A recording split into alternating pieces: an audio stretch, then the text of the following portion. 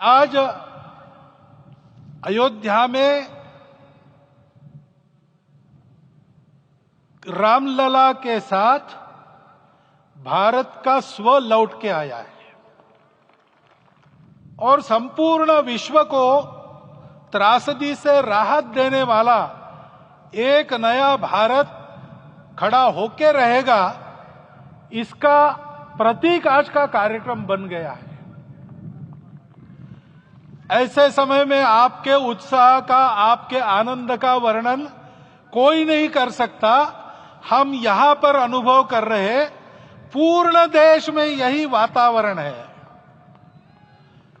छोटे छोटे मंदिर के सामने दूरदर्शन पर इस कार्यक्रम को सुनने वाले हमारे समाज के करोड़ों बंधु वहां पहुंच न पाए, ऐसे घर घर के हमारे नागरिक सज्जन, माता भगिनी सब भाव विभोर है, सब में आनंद है, सब में उत्साह है। और ऐसे समय में जोश की बातों में थोड़ी सी होश की बात करने का काम मुझे ही दिया जाता है। आज हमने सुना कि इस प्राण प्रतिष्ठा महोत्सव में पधारने के पूर्व प्रधानमंत्री जी ने कठोर व्रत रखा। जितना कठोर व्रत रखने को कहा था, उससे कई गुना अधिक कठोर व्रताचरण उन्होंने किया। मेरे पुराना उनसे परिचय है, मैं जानता हूं वो तपस्वी है ही, परंतु वो अकेले तप कर रहे हैं, हम क्या करेंगे। अयोध्या में रामलला आए, अयोध्या से बाहर क्यों गए थे? रामायण में क्यों गए थे बाहर? तो अयोध्या में कलह हुआ। अयोध्या उस पुरी का नाम है जिसमें कोई द्वंद्व नहीं, जिसमें कोई कलह नहीं, जिसमें कोई दुविधा नहीं। वो हुआ 14 वर्ष वनवास में गए।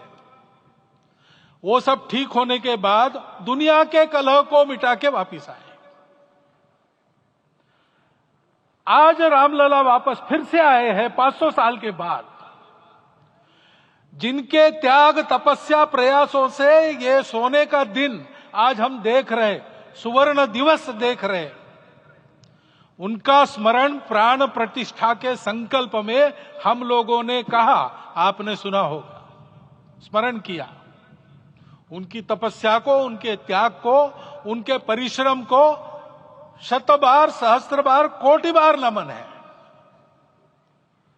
रामलला के यहां इस युग में आज के दिन फिर वापस आने का इतिहास जो जो श्रवण करेगा वो राष्ट्र के लिए कर्म प्रवण होगा और उसके राष्ट्र का सब दुख दैन्य हरण होगा।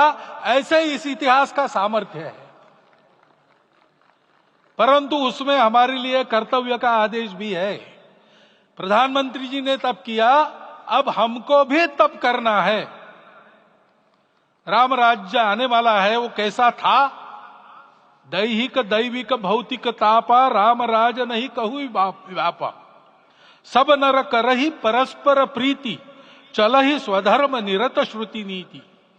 सब निर्दंभ धर्मरत पुनि, नर अरु नारी चतुर सब गुनी। सब गुणज्ञ पंडित सब ज्ञानी, सब कृतज्ञ नहीं कपट सयानी। राम राज्य के सामान्य नागरिकों का जो वर्णन है, हम भी इस गौरवमय भारतवर्ष की संतानें हैं। कोटि कोटि कंठ उसका जयगान करने वाले हमारे हैं। हमको इस प्रकार के व्यवहार को रखने का तप आचरण करना पड़ेगा। हमको भी सारे कलह को विदाई देनी पड़ेगी। छोटे छोटे परस्पर मत रहते हैं, छोटे छोटे विवाद रहते हैं, उसको लेकर लड़ाई करने की आदत छोड़ देनी पड़ेगी।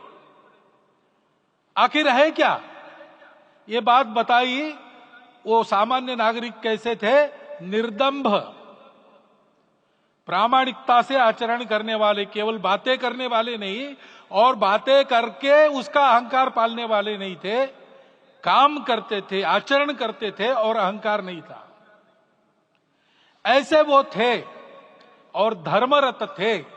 यानी क्या थे, इस पर कठिन भाषा में प्रवचन बहुत लंबा हो सकता है, लेकिन थोड़े में धर्म के जो 4 मूल्य जिनकी चौखट पर धर्म है, ऐसा श्रीमद् भागवत में बताया है, सत्य, करुणा, शुचिता, तपस, उसका आज हमारे लिए युगानुकूल आचरण क्या है?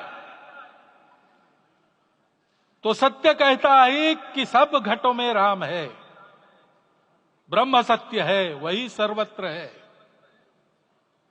तो हमको ये जानकर आपस में समन्वय से चलना होगा, क्योंकि हम चलते हैं, सबके लिए चलते हैं, सब हमारे हैं, इसलिए हम चल पाते हैं। और इसलिए आपस में समन्वय रखकर व्यवहार करना, यह धर्म का पहला जो पैर है, सत्य, उसका आचरण है।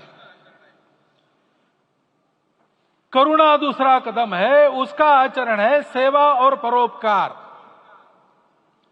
सरकार की कई योजनाएं गरीबों को राहत दे रही, सब हो रहा है, लेकिन हमारा भी कर्तव्य है, ये सब समाज बांधव हमारे अपने बंधु है।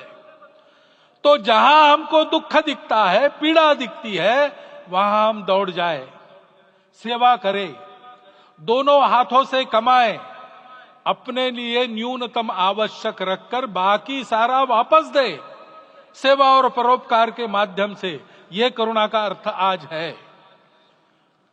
शुचिता पर चलना है, यानी पवित्रता होनी चाहिए। पवित्रता के लिए संयम चाहिए, अपने को रोकना है। सब अपनी इच्छाएं, सब अपने मत, सब अपनी बातें ठीक होंगी ही ऐसा नहीं, और होगी तो भी अन्यों के भी मत है, अन्यों की भी इच्छाएं हैं, और इसलिए अपने आप को संयम में रखते हैं तो सारी पृथ्वी सब मानवों को जीवित रखेगी। गांधी जी कहते थे, earth has enough for everyone's need, but it cannot satisfy everyone's greed. तो लोभ नहीं करना, संयम में रहना और अनुशासन का पालन करना, अपने जीवन में अनुशासित रहना, अपने कुटुंब में अनुशासन रहना, अपने समाज में अनुशासन रहना। सामाजिक जीवन में नागरिक अनुशासन का पालन करना। भगिनी निवेदिता कहती थी कि स्वतंत्र देश में नागरिक संवेदना रखना और नागरिक अनुशासन का पालन करना, यही देशभक्ति का रूप है। इससे जीवन में पवित्रता आती है। और तपस का तो मूर्तिमान उदाहरण आपके सामने आज दिया गया। व्यक्तिगत तपस तो हम करेंगे, सामूहिक तपस क्या है? संगच्छध्वम संवदध्वम संवो मनांसी जानता।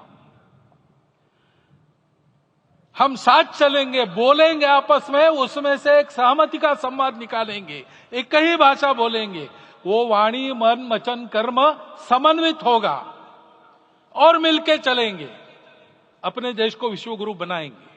ये तपस हम सबको करना है। 500 वर्षों तक अनेक पीढ़ियों ने लगकर परिश्रम करके, प्राणों का बलिदान देके, खून पसीना बहाकर आज ये आनंद का दिन सारे राष्ट्र को उपलब्ध करा दिया। उन सबके प्रति हमारे मन में कृतज्ञता है। मैं यहां बैठता हूं तो मेरे मन में विचार आता है कि मुझे बिठाया, मैंने क्या किया?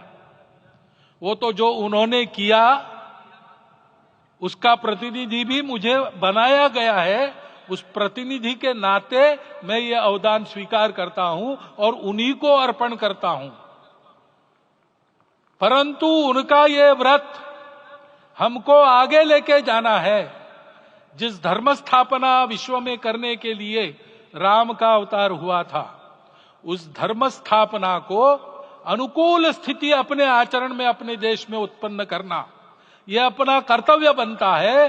रामलला आए हैं हमारे मन को आह्लादित करने के लिए, उत्साही करने के लिए, प्रेरणा देने के लिए, साथ साथ इस कर्तव्य की याद दिलाकर उसमें कृति प्रवण करने के लिए आए हैं।